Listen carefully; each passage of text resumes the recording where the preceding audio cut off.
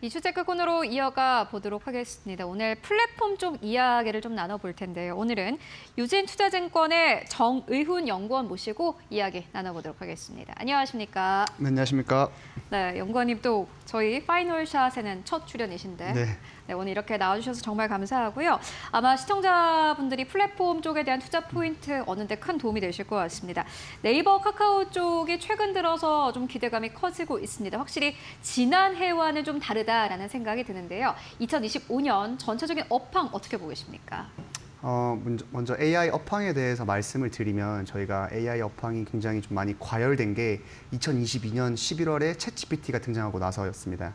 그래서 그 이후부터는 AI가 굉장히 많은 화두로 떠오르면서 여러 테크 기업들이 많은 돈을 투자해 가면서 AI 모델 개발 경쟁에 이제 돌입을 했던 것이고, 다만 그게 올해 연초까지 계속 진행이 되다가 요즘에는 딥시크라든지 여러 그록이라든지 많은 AI 모델들이 등장을 하게 되면서 어떻게 보면 좀 과열된 양상을 지금 보이고 있습니다. 물론 과열된 양상만큼의 어떤 그런 퀄리티가 좋은 모델들이 시간이 계속 갈수록 빠르게 등장을 하고 있고, 그 와중에 아무래도 경쟁이 좀 치열해지다 보니까 이제는 어떤 모델의 퀄리티 자체도 중요하겠지만 어떻게 하면 이용자들에게 더욱더 다가갈 수 있을까, 플랫폼에 대한 필요성도 조금씩 올라가고 있거든요. 그러다 보니까 국내에 있는 네이버와 카카오가 결국 국내에서는 압도적인 트래픽 기반의 이런 플랫폼을 보유하고 있기 때문에 이 같은 AI 서비스들과 플랫폼 간의 어떤 연계가 가능해서 이용자들에게 어떤 서비스들을 제공해 줄 수 있는가가 향후에 좀 더 관심 있는 주제로 떠오르지 않을까, 이렇게 전망을 하고 있습니다. 네, 사실 지난해까지만 하더라도 우리가 AI에 얼마나 돈을 투자한다, 이게 가장 중요한 화두였는데 2025년 들어서 약간의 그 분위기가 좀 변화하고 있습니다.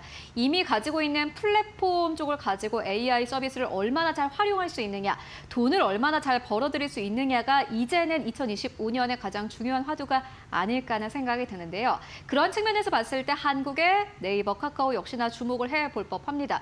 먼저 좀 네이버를 짚고 가도록 하겠습니다. 카카오보다는 실적이 그래도 잘 나온다라는 점에서 또 기대를 하고 있으신 분들도 많을 것 같고요. AI와 결합으로 실적 성장이 얼만큼 일어날지 기대하시는 분들도 많을 것 같습니다. 네이버의 투자 포인트 좀 듣고 가도록 하겠습니다. 먼저 네이버 AI 산업을 정리를 하고 말씀을 드리도록 할게요. 네이버 같은 경우에는 사실 과거부터 하이퍼클로바라고 하는 AI 모델을 보유하고 있었습니다. 그래서 챗GPT가 나온 뒤에는 하이퍼클로바 X로 모델 업그레이드 하기도 했고요. 그래서 실질적으로 Q 서비스라든지 클로바 X 서비스 같은 이런 이용자들이 사용할 수 있는 실제 서비스들도 많이 출시를 했는데, 다만 지금까지 좀 아쉬운 부분으로 지적받았던 부분이 뭐냐면, 아무래도 글로벌 테크 기업들과 경쟁했을 때 어떤 그런 모델들의 서비스 퀄리티가 그들을 따라잡지 못한다는 거였어요. 서비스를 실제로 내기 전에는 네이버가 가지고 있는 어떤 그런 플랫폼 내에 있는 한국어 기반의 데이터들로 좀 더 국내에 특화된 AI 서비스들을 낼 것이다, 이렇게 얘기를 했었지만, 실제로 서비스가 출시된 이후에는 사실 서비스 퀄리티나 이런 부분들도 글로벌 테크 기업들에 좀 미치지 못하는 건 아닌가. 그래서 이용자들의 어떤 그런 트래픽이나 이용자 빈도가 좀 줄었던 것이 사실이거든요. 그래서 네이버 같은 경우에는 올해 AI 사업과 관련해서 어떻게 정의를 했냐면 온 서비스 AI라고 했어요. 그러니까 온 서비스 AI라고 한 것은 무엇이냐면, 네이버가 지금까지 영위하고 있는 사업, 주요 사업이라고 말하면 광고나 커머스, 컨텐츠, 클라우드 같은 자사의 주요 사업에 AI 서비스를 적용을 시키겠다는 거죠. 그러니까 AI 사업에서 AI 서비스로 새로운 수익을 창출하는 것이 아니라 기존에 있는 광고, 커머스, 클라우드, 컨텐츠와 같은 사업에서 AI 서비스를 적용을 함으로써 이용자들의 편의성을 높이고 또 트래픽을 높이는 그런 방향으로 가져가려고 하고 있습니다. 네, 네이버 같은 경우에는 좀 정리해보고 가자면은 이미 잘 되는 사업이 많은데 그 사업 안에 AI 서비스를 적용한다. 이러한 측면에서 봤을 때는 앞으로 네이버 투자 포인트가 될 것으로 보여지고요. 이어서 카카오로 넘어가 보도록 하겠습니다. 카카오의 투자 포인트 좀 다르지 않을까 하는 생각이 드는데요. 사실 네이버만큼 지금 실적이 잘 나오는 건 아닌데 그럼에도 오픈 AI와 손을 잡았다라는 점에서 사실 많은 분들이 좀 기대를 하고 있는 것도 있고요. 앱 유저가 또 압도적으로 많다라는 점에서 사실은 기대하시는 분들도 많을 것 같습니다. 투자 포인트 듣고 가도록 하겠습니다. 카카오도 비슷하게 네이버와 좀 정리를 해서 말씀을 드리면, 카카오도 과거에는 AI 모델 개발 관련해서 움직임이 있었습니다. 코 GPT라고 하는 모델을 실제로 출시를 하기도 했었는데, 네이버와 직면한 문제는 크게 다르지가 않았어요. 아무래도 국내 데이터를 기반으로 학습을 시켰다고는 하나 코 GPT 기반의 서비스들, 칼로나 다다음 같은 서비스들이 실질적으로 이용자들의 많은 좀 이용을 받지 못하게 되면서 좀 그런 부분에서 카카오도 좀 많은 아쉬운 면모를 보였었는데, 다만 카카오 같은 경우에는 향후에 어떤 AI 모델과 관련된 전략 자체를 AI 오케스트레이션이라고 표현을 했어요. AI 오케스트레이션이라는 건 뭐냐면, 오케스트라 같은 경우가 이제 되게 다양한 악기들이 이제 연주가 돼서 하나의 소리를 만드는 것이잖아요. 그래서 카카오도 자사만의 어떤 모델을 고집하는 것이 아니고, 카카오가 여러 이제 오픈 소스 기반의 모델들을 참고를 해서 다양한 서비스들을 이제 자세히 접목을 시키겠다라는 것이었습니다.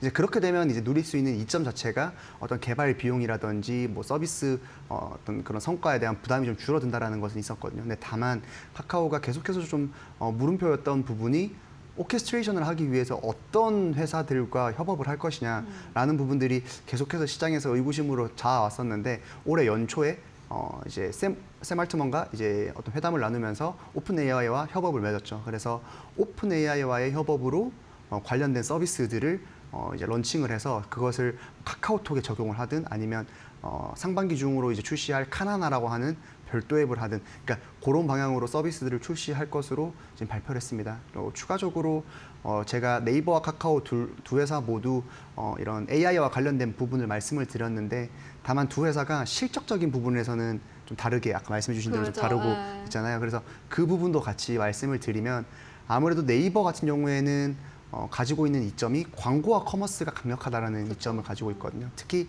광고 같은 경우에는 네이버가 지지난해에 이제 앱 개편을 통해서 좀 유의미한 트래픽을 많이 발생을 시켰어요. 그러다 보니까 이제 광고 쪽에서의 매출도 좋았고, 올해는 플러스 스토어라는 부분, 그러니까 앱을 별도로 이제 신설을 하면서 수수료율도 많이 오르고 거래액 성장률도 지금 많이 증진을 시키려고 있습니다. 그러다 보니 좀 이익 성장률에 좀 기여가 되고 있는 부분이고, 반면에 카카오 같은 경우에는 뭐 광고나 커머스가 네이버보다 좀 뒤처진다라는 단점도 있지만, 더 큰 문제로 지적받는 것은 결국에는 컨텐츠 매출이거든요. 그렇죠. 그래서 이제 네이버와 비교했을 때 컨텐츠 매출 비중이 훨씬 더 높습니다. 그런데 이제 아시겠지만 컨텐츠 쪽에서의 어떤 업황 자체가 훨씬 더 좀 부진하고 있기 때문에 카카오는 좀 그런 컨텐츠 부분에서의 업황 부진을 어떻게 조금 메이크업할 수 있을까, 이런 부분들이 또 고민으로 가져가지 않을까 생각을 하고 있습니다. 네, 잘하는 거에 이제 AI를 접목해서 더 잘하는 거는 기대 포인트이긴 한데, 못하는 거, 지금 안 좋은 거를 어떻게 해결해 나가는 게 결과가 결국에는 주가를 책임지는, 결국에 결정지을 포인트다라고 해석을 해볼 수 있을 것 같습니다. 그리고 사실 플랫폼이 최근 들어서 많은 투자자분들께서 관심을 가지고 계신 이유가 관세로부터 자유롭다라는 부분인데, 그런 측면에서 봤을 때 또 게임 쪽도 또 커버를 하고 계시지 않습니까? 게임 쪽의 전체적인 투자 포인트 어떻게 잡고 계십니까? 사실 지난해도 비슷했는데, 게임 업종 같은 경우에는 어떤 산업적인 트렌드가 변했다, 산업적인 트렌드로 어떤 산업의 업황 자체가 완전 드라마틱하게 개선되거나 이런 부분보다는 개별 종목마다 좀 편차가 있을 것으로 보고 있습니다. 지난해도 비슷했는데 올 같은 경우에도 그럴 것으로 전망이 되고 있고요. 특히 최근 산업적으로 그런 말씀들을 해주시는 이유가 여러 가지가 있을 것 같아요. 중국의 한한령 기대, 그죠. 산학년 해제 이슈라든지 이런 부분들도 좀 많이 부각을 받았는데, 그 중국과 관련된 부분을 먼저 말씀을 드리면, 사실 한한령이 해제된 뉴스가 나오고 나서 뭐 엔터나 다른 중국 관련주들은 많이 오른 반면에 국내 게임주 같은 경우에는 거의 반응을 안 했습니다. 그죠. 그래서 그 이유를 몇 가지 이제 말씀을 드리면, 첫 번째는 사실 국내 게임 같은 경우에는 판호 발급이 이루어진 지가 좀 됐었어요. 그러니까 한한령이 공식적으로 해제되는 올해 그런 뉴스가 나오기 전부터 판호 발급이 계속해서 꾸준히 이루어졌었습니다. 그런데 이제 문제는 판호가 실제로 발급이 받고 국내 게임들이 중국 쪽의 게임을 출시를 했을 때 성적이 그렇게 좋지를 못했어요.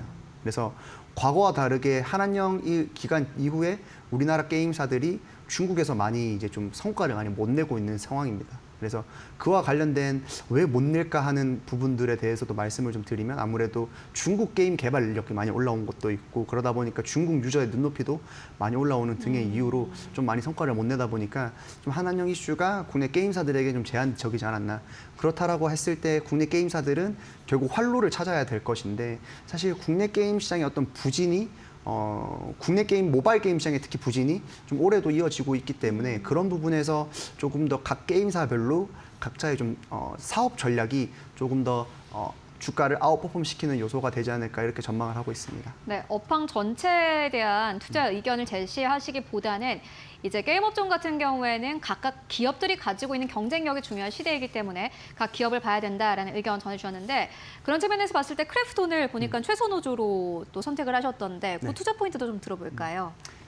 제가 앞서 말씀드린 어떤 업황의 큰 것을 요약하자라고 하면 어떤 국내 모바일 게임 시장이 제가 부진하다라고 좀 말씀을 드렸잖아요. 그죠. 사실 이 부분을 어떻게 탈피할까가 중요한데 국내 이제 크래프톤의 배틀그라운드 IP 같은 경우에는 사실 글로벌 IP거든요. 그러니까 매출의 대부분이 국내뿐만 아니라 상당 부분이 이제 글로벌에서 발생되는 것이기 때문에 제가 앞서 말씀드린 그런 문제점이 좀 비껴나가 있다는 장점을 가지고 있습니다. 추가적으로 최근에 배틀그라운드 IP 이 트래픽이 굉장히 빠르게 우상향을 하고 있거든요. 어제 같은 경우에는 아침에 기사가 난 건데 맞아요. 130만 명이 넘는 동시 접속자 수를 기록을 했어요. 그래서 작년 한 해 동안 우상향하면서 작년 연말, 올해 연초까지만 해도 이게 이제는 너무 많이 오른 트래픽이 기저로 작용해서 좀 부담이 되지 않을까라는 우려도 있었는데 지금 그 우려를 불식시키듯 트래픽이 올해 연초부터 또 계속 우상향을 하고 있거든요. 그러다 보니까 펍지 IP 기반의 어떤 실적도 기대가 되고 있고 또 신작 IP 이번 달 3월 28일에 얼리 액세스되는 인조이 하반기에 있는 신작 IP들도 좀 흥행에 대한 기대감이 있기 때문에 크래프톤을 탑픽으로 말씀을 드리고 싶습니다. 네, 크래프톤까지 만나보고 왔습니다. 이미 또 호재성 이슈가 많이 나온 가운데서도 이번 달에 여전히 남아있는 모멘텀들이 있으니까 함께 체크해보시면 좋을 것 같습니다. 지금까지 정의훈 연구원과 함께 이야기 나눠봤습니다. 말씀 고맙습니다. 감사합니다.